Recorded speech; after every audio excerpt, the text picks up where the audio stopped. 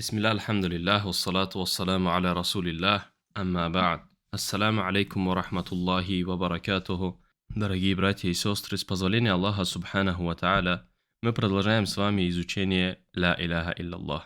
И мы с вами в 8 главе, глава «Кто такой Тагут?». И мы в прошлом уроке с вами остановились в словах шейха Мухаммада Амина аш-Шинкити рахимахуллах, который сказал: «Аль-ишраку биллахи фи хукмихи, валь-ишраку фи ибадатихи куллиха бима'на вахид». Ла фарка байнахума аль-батта. Ширк Аллаху в его суде и ширк Аллаху в поклонении – это одно и то же, и совершенно нет разницы между ними. Эти его слова передаются в Адва'уль Баян в 7 томе, странице 162. Почему нет разницы между обращением на суд к Аллаху Субханаху ва Тааля и также взыванием к Аллаху? Потому что оба являются поклонением. Аллах Субханаху ва Тааля нас создал, чтобы мы ему поклонялись. Как это мы проходили в первой главе, «Вама халактуль джинна валь инса илля ли'абудун», говорит Аллах, что я сотворил джиннов и людей только для того, чтобы они поклонялись мне. Как посвящать намаз Аллаху является поклонением, так и обращаться к Аллаху в припираниях является поклонением. Как если делать дуа кому-то помимо Аллаха, это является ширком, также если обращаться на хукм, на суд кого-то помимо Аллаха является ширком. Потому что это что? Это поклонение, и это право Аллаха Субханаху ва Тааля. Мы обязаны поклоняться только одному Аллаху Субханаху ва Тааля. Когда Аллах Субханаху ва Тааля сказал, что я сотворил вас, людей и джиннов, только для того, чтобы поклонялись мне, и сделал Он для нас что? Худа. Сделал Он для нас руководство. «Заликаль китабу ла райба фих. Худал лиль муттакин». Это Писание, в котором нету сомнения. И оно является что? Руководством для богобоязненных. Мы должны возвращаться к нашему руководству. Не к выдуманным законам, не к каванину л-вад'ия, не к секуляризму, не к демократии, не к какому-то каумизму, не к какому-то почетному человеку, не к прорицателю или колдуну, или же, скажем, того, кто знает какие-то адаты, традиции. Нет, мы должны возвращаться к Аллаху и Его посланнику. Аллах Субханаху ва Тааля этим обязал нас, говоря в своих словах: «Фаин таназа'тум фи шей'ин фаруддуху иля Аллахи ва расули ин кунтум ту'минуна биллахи валь яумил ахир. Залика хайру ва ахсану та'уиля». Если же вы припираетесь о чем-нибудь, то верните это к Аллаху и Его посланнику. Если вы веруете в Аллаха и в последний день, это лучше и прекраснее по исходу. И поэтому мусульманину обязательно возвращаться на суд Аллаха и его посланника, саллаллаху алейхи вассалям. Почему? Потому что Аллах приказывает это. Говорит: «Фаин таназа'тум». Если же у вас какие-то споры вышли, препирательства, какие-то недопонимания, мы что должны сделать? Мы разве должны пойти к демократам, чтобы вынести решение, как нам поступить? Нет. Либо к секуляристам пойти, либо к выдуманным законам. Нет. Мы должны фаруддуху иля Аллахи вар расуль. Возвращайте Аллаху и Его посланнику. И тут Аллах говорит: обратите внимание на слова Аллаха Субханаху ва Тааля: «Ин кунтум ту'минуна биллах». Если вы веруете в Аллаха, что? Возвращайте ваши таназуаты, ваши непонимания, ваши ссоры, ваши проблемы к кому? К Аллаху и Его посланнику. В каком случае? «Ин кунтум ту'минуна биллахи валь яумил ахир». Если вы веруете в Аллаха, верующему обязано, чтобы он возвращал хусуматы, без разницы, это хусумат с каким-то мусульманином разногласие вышло, либо с каким-то кафиром. Даже с кафиром мы не имеем права обращаться к судам тагута, либо же к судам по выдуманным, либо же иным законам, которые должны вынести решение. Сказать то, что у нас вот такая проблема, пойти податься в суд, валь-аяду биллах. Даже против иудеев и христиан не дозволено. Даже против иудеев и христиан это не дозволено. Мы должны решать по Корану и по Сунне. Все, что с нами, что происходит в нашей жизни, споры или же другие, мы должны возвращать к Аллаху и Его посланнику. Поэтому мусульманину обязательно возвращать на суд Аллаха и Его посланника. И недозволено и является куфром обращения на суд тагута, будь это закон, либо закон колдуна, закон прорицателя, либо его, скажем, субханаллах, что-то другое помимо законов Аллаха Субханаху ва Тааля, это является куфром и недозволено. И посмотрите же, как имам Ибн Каthир, рахимахуллах, говорит в своем тафсире. فدل على أن من لم يتحاكم في مجال النزاع إلى كتاب وسنة لا يرجع إليهما في ذلك فليس مؤمنا بالله ولا باليوم الآخر. Аллаху Акбар. Обратите внимание на слова Аллаха в первую очередь, потом на слова имамов этой уммы, которые последовали за сподвижниками, за салафами. Как они понимали слова Аллаха Субханаху ва Тааля? Говорит этот аят, который Аллах Субханаху ва Тааля говорит то, что فَإِن تَنَازَعْتُمْ فِي شَيْءٍ فَرُدُّوهُ إِلَى اللَّهِ وَالرَّسُولِ. Если вы припираетесь в чем-то, то возвращайте это к Аллаху и его посланнику. Ибн Каthир, рахимахуллах, говорит: فَدَلَّ عَلَى أَنَّ مَنْ لَمْ يَتَحَاكَمْ فِي مَجَالِ النِّزَاعِ إِلَى كِتَابِ وَسُنَّةِ. Это указывает на то, что тот, кто не обращается в спорных моментах за решением к Корану и Сунне, وَلَا يَرْجِعُ إِلَيْهِمَا فِي ذَلِكَ, и не возвращается к ним в подобных ситуациях, то есть в подобных ситуациях, когда проблемы, либо какие-то непонимания, либо какие-то споры, فَلَيْسَ مُؤْمِنًا بِاللَّهِ وَلَا بِالْيَوْمِ الْآخِرِ, то такой не уверовал в Аллаха и в судный день.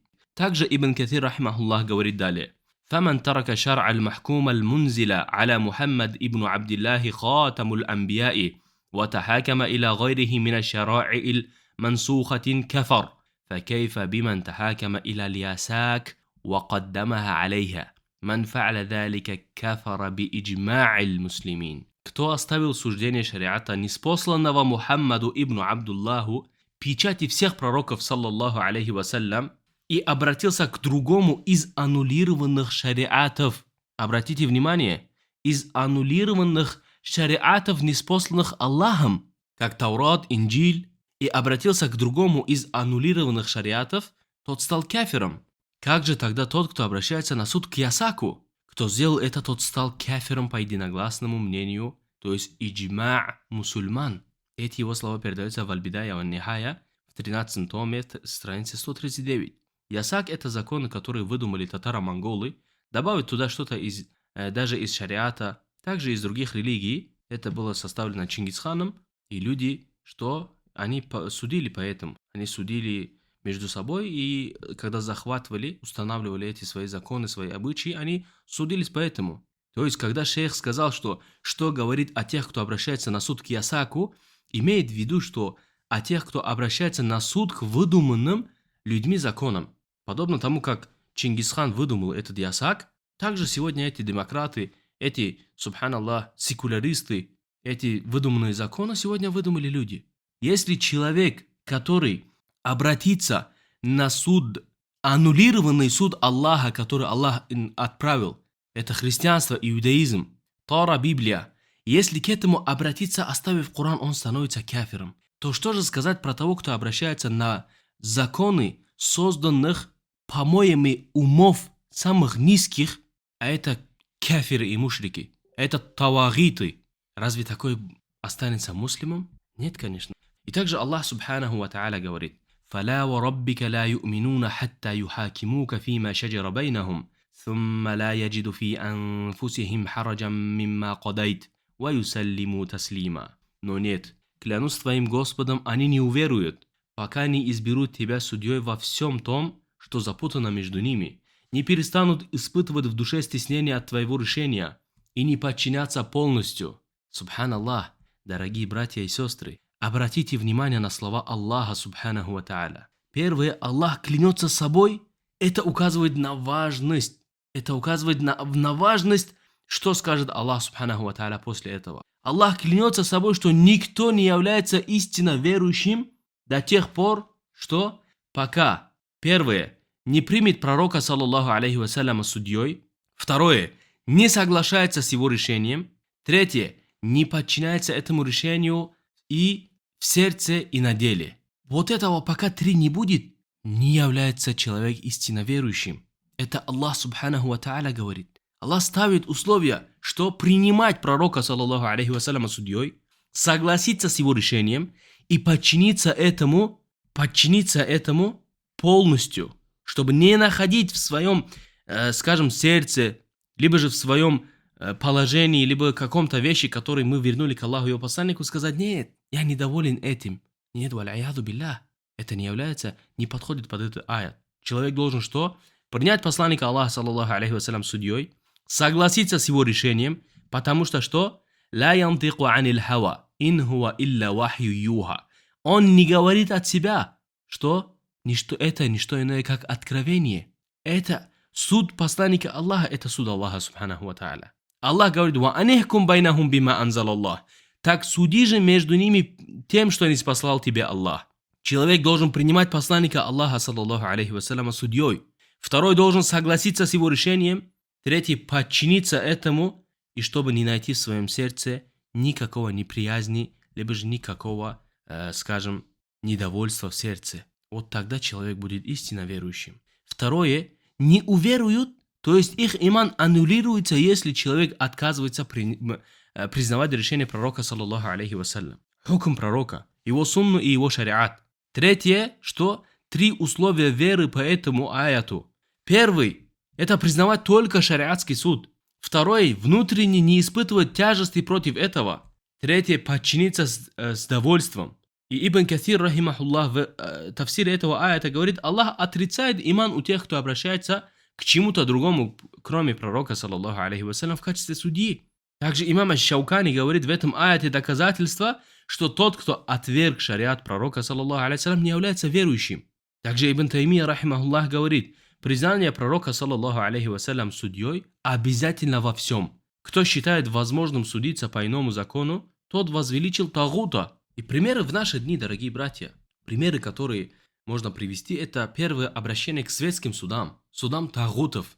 Люди, субханаллах, если люди оставляют суд по шариату и предпочитают суд по человеческим законам, например, демократии, секуляризма, либо конституции, это прямо противоречит этому аяту. Это противоречит этому аяту, что Аллах, субханаху ва тааля, клянется собой, что они не уверуют, пока не изберут пророка судьей, пока не будут довольны его решением и не подчинятся полностью. А человек, который оставляет суд Аллаха, субханаху ва тааля, и направляется в демократические суды, секуляристские суды, конституционные суды, какие-то адаты, которые противоречат мусульманам, этот человек противоречит этим аятам. И не только этому аяту. Этот человек противоречит Корану и Сунне.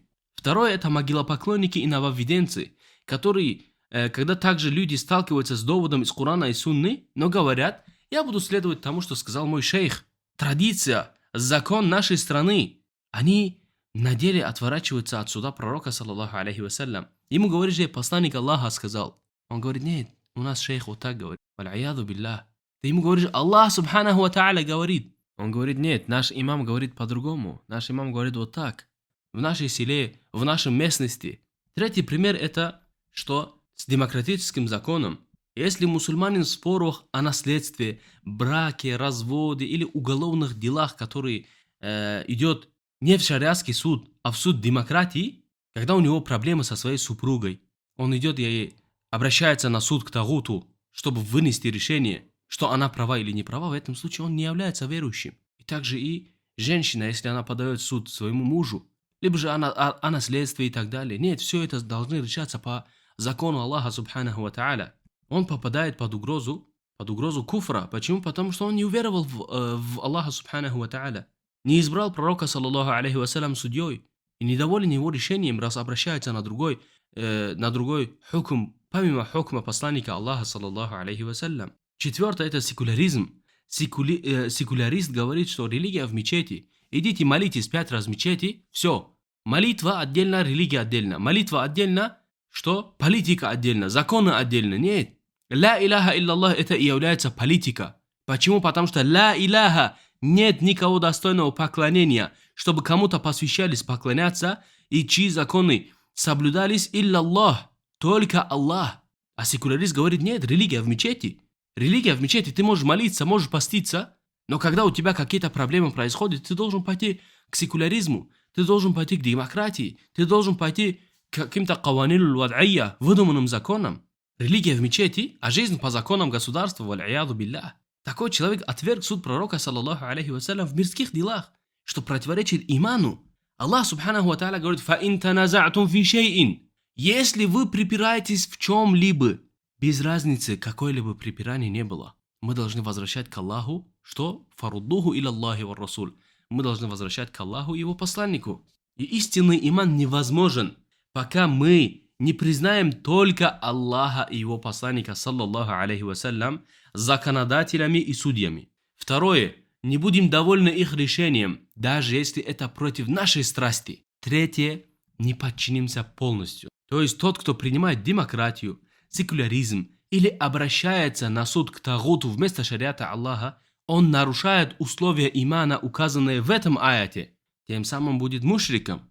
Мушриком, который предает Аллаху субханаху ва тааля сотоварищей в его хукме. Поклонение в хукме Аллаха, обращаться к Аллаху субханаху ва тааля за решением и также обращаться к Аллаху субханаху ва тааля с мольбами, оба одинаково, оба поклонения.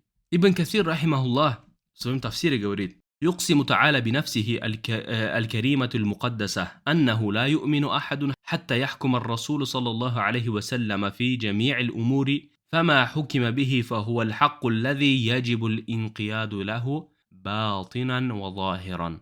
Аллаху Акбар. Имам Ибн Кафир, рахимахуллах, говорит: поклялся Всевышний своей досточтимой и святой личностью, что никто не может считаться верующим, пока не станет обращаться за судом к пророку, саллаллаху алейхи вассалям, во всех вопросах. И какое решение он вынес, считается истиной, которой следует подчиняться как внутренне, так и внешне. Эти его слова передаются в тафсир Ибн Кафира в 4 томе, 65 странице. Те же самые слова сказал имам Ибн Аль-Кайим, рахимахуллах, в Тибяну фи Ахкам аль-Кур'ан, в странице 270. И сказал шейх Сулейман ибн Абдуллах ан-Наджди, рахимахуллах: فمن شهد أنه لا إله إلا الله ثم عدل إلى التحكيم غير رسول الله صلى الله عليه وسلم في موارد النزاع فقد كذب في شهادته. Кто засвидетельствовал, что нет божественного поклонения, кроме Аллаха, а затем отклонился в обращении на суд в спорных вопросах от суда посланника Аллаха, саллаллаху алейхи вассалям, то лживо его свидетельство, то он лжет в своем свидетельстве. Эти слова имама передаются в Тайсируль Азиз аль-Хамид в 410 странице. Как иначе, если, говоря, нет никого достойного поклонения, помимо Аллаха, посвящает поклонение другим? Это и есть то, что он лжет в своем свидетельстве, что он не говорит это искренне и не действует по тому, что он говорит. Он якобы языком говорит, что нет никого достойного поклонения, кроме Аллаха, однако идет и посвящает поклонение другому помимо Аллаха. В этом и есть то, что он лжет в своих словах, которые говорит, то есть в своем свидетельстве. И также шейх Сулейман ибн Сахман, рахимахуллах, говоря о тагуте в законодательстве, говорит: هذه الورقة هو الطاغوت الحكم فإن كثيرا من الطوائف المنتسبين إلى الإسلام قد صاروا يتحاكمون إلى عادات آبائهم ويسمون ذلك الحق بشرع الرفاقة كقولهم شرع العجمان وشرع قحطاني وغير ذلك، وهذا هو الطاغوت بعينه الذي أمر الله باجتنابه. وذكر شيخ الإسلام ابن تيمية في منهاجه وابن كثير في تفسيره: إن من فعل ذلك فهو كافر بالله. زاد ابن كثير: يجب قتاله حتى يرجع إلى حكم الله ورسوله صلى الله عليه وسلم.